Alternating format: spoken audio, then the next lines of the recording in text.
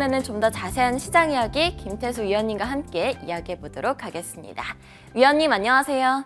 네, 안녕하세요. 네, 위원님. 8월의 첫 거래일이었는데요. 뉴욕 증시는 3대 지수 혼조 마감을 했습니다. 다우 지수가 소폭 올랐고요. S&P 500 지수 그리고 나스닥 지수가 하락세를 나타냈는데요. 연착륙 기대감은 지속이 되고 있는 상황이고요. 또 7월 랠리에 대한 차익 실현 움직임도 나타나고 있습니다.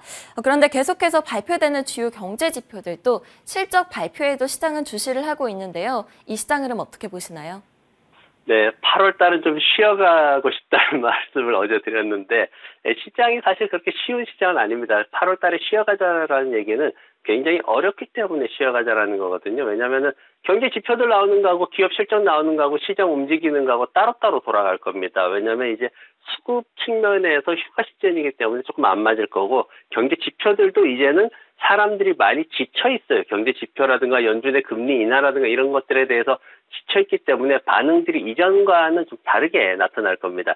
아무튼 지난밤 같은 경우에는 이제 일자리 얘기가 나왔어요. 이제 일자리가 나왔는데 그 얘기들이 좀 예상했던 것보다는 이제 조금 그다지 좋지는 않다 보니까 이제 나왔던 얘기가 그럼 연준이 금리 인상하는 건 좀 중단할 수 있겠구나 이런 쪽으로 해석이 되면서 크게 시장에 영향을 미치지 못했습니다. PMI 지수 같은 경우에도 지금 여전히 50 아래에서 침체 국면에 있는데 한두 달 이렇게 온 게 아니기 때문에 시장에 그렇게 영향을 미치지는 못했고 오히려 캐터필러 주가 올라가니까 다우지수는 상승하는 모습 보였고요.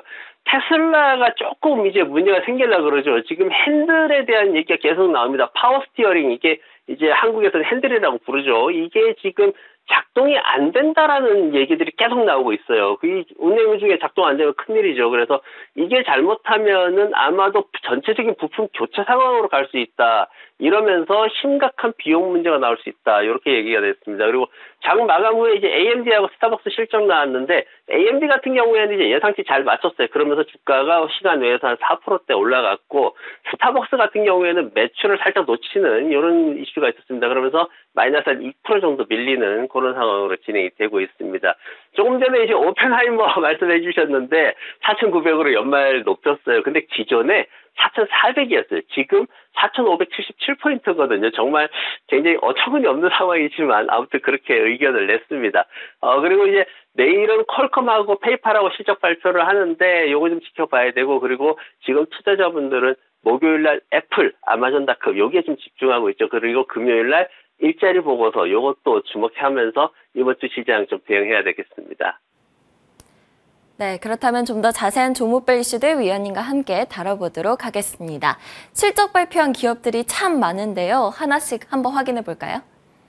네, 우버부터 보겠습니다. 우버 실적, 사실 실적만 놓고 보면 괜찮다라고 생각을 했는데, 근데 최근에 이제 주가가 올해 들어서 한 2배 뛰다 보니까 차익 실현 물량도 있었고, 그리고 무엇보다 중요한 거는 경쟁사들에 비해서 인공지능 서비스 도입이 너무 느려요. 이게 이제 투자자들의 기대치를 못 맞췄습니다. 그러다 보니까 투자자들이 그럴 거면 리프트나 다른 거 갈아타야지 하고 수익 실현하면서 옮겨가는 그런 모습도 보였습니다.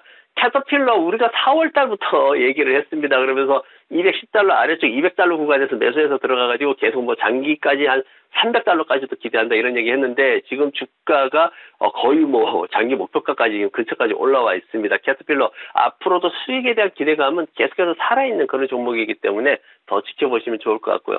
머크 제약주들 같은 경우에는 기술주들이 이렇게 살아나는 상황에서 제약주들이 아무리 좋은 이슈가 있어도 살아나기 어렵습니다. 거기에다가 지금 보면 이제 그 코로나로 인한 그 수혜 이런 것들이 사라지고 있기 때문에 그런 부분으로 인해 가지고 이제 제약주들이 좀 힘을 못 쓰는 이런 상황으로 진행되고 있고 지난밤에 노르웨이 크루즈 라인 홀딩스 이 회사 같은 경우에 노르웨이안 이 회사 같은 경우에는 그래도 수익이 좀 괜찮았어요. 근데 그럼에도 불구하고 지금 크루즈 쪽은 앞으로 전망이 좀 안 좋습니다. 전체적으로 크루즈라든가 아니면 엔터테인먼트라든가 아니면 오락 분야들 이런 쪽에서는 디즈니 주가가 살아나지 못하듯이 전반적으로 어떤 이슈가 나오더라도 비용에 대한 문제 그동안 자금 조달 엄청 많이 해서 이제 엄청 나가고 있거든요. 그래서 그런 문제하고 앞으로 수요가 부진할 것이다라는 전망 때문에 주가가 살아나지 못하는 이런 모습들을 보이고 있습니다. 오늘 차트는 제가 C3, 이 인공지능 차트 가지고 왔습니다. C3 주식 사기에는 너무 늦었나요라는 게 지난밤에 굉장히 크게 화두가 됐습니다. 그러다 보니까 제가 이제 C3하고 대표적으로 업스타트하고 이제 업팜하고 이렇게 비교 차트 가져왔는데 차트 여전히 살아 있습니다. 중요한 게 뭐냐? 인공지능 주식 볼 때 제가 뭘 보라고 그랬나요? 인공지능 주식 볼 때 펀더멘탈 보라고 한 적이 없습니다. 인공지능 주식은 무조건 수급, 투자금 들어오는 것, 자금이 유동성이 주가를 결정한다라고 말씀을 드렸어요. 차트 보시면은 아직 거래량이나 이런 것들이 폭발적으로 늘어나질 않았습니다. 더 남아있다는 얘기죠. 그래서 이번 실적 시즌 해가지고 펀더멘탈 얘기 나오면은 무조건 하락할 때 재매수하는 전략으로 들어가면 좋다 말씀을 드렸습니다. 그러니까 굳이 지난밤에 우버 같은 주식에다 인공지능 테마를 짜맞추려고 하지 마시고 제대로 된 인공지능 테마 가진 주식들 가지고 앞으로 좀 장기적으로 대응하시면 좋을 것 같습니다. 네, 간밤 종목별 이슈들 자세하게 짚어봤습니다. 그렇다면 오늘 위원님의 픽은 무엇일까요? 수소 관련 기업으로 듀퐁 꼽아주셨어요. 네, 맞습니다. 듀퐁이 수소를 생산하나라고 하시는 분들도 있을 텐데 그쪽 가스 관련해서 이제 그런 수소 저장 합금이나 이런 연구들을 좀 많이 하고 있습니다. 지난밤에 니콜라가 굉장히 이제 수소 트럭 관련해가지고 이슈를 지금 며칠째 만들어내고 있습니다. 죄송합니다. 캘리포니아 쪽에서 지금 보조금 자체를 지금 거의 6천만 달러 정도를 받았어요. 지금 캘리포니아 한 주에서만 받은 거기 때문에 이런 것들이 앞으로 다른 주로 확대될 경우에 니콜라는 엄청나게 성장을 하고 수소 시장에 하나의 획을 그을 수도 있습니다. 마치 지금 이 상황이 어떤 인공지능이 처음 나왔던 이런 상황하고 또 맞물려 갈 수도 있어요. 그래서 니콜라가 7개의 주유소를 건설할 수 있게끔 캘리포니아 주정부하고 이미 합의가 됐고 자금이 나왔습니다. 그래서 앞으로 수소 관련된 테마를 좀 우리가 봐야 되는데 수소라는 게 여러 가지가 있어요. 청색 수소 있고요. 천연가스 태우는 거죠. 그리고 녹색 수소 있습니다. 이건 이제 물에서 분리해내는, 물에서 이제 수소를 분리해내는 기술이 전기 분해하는 거고.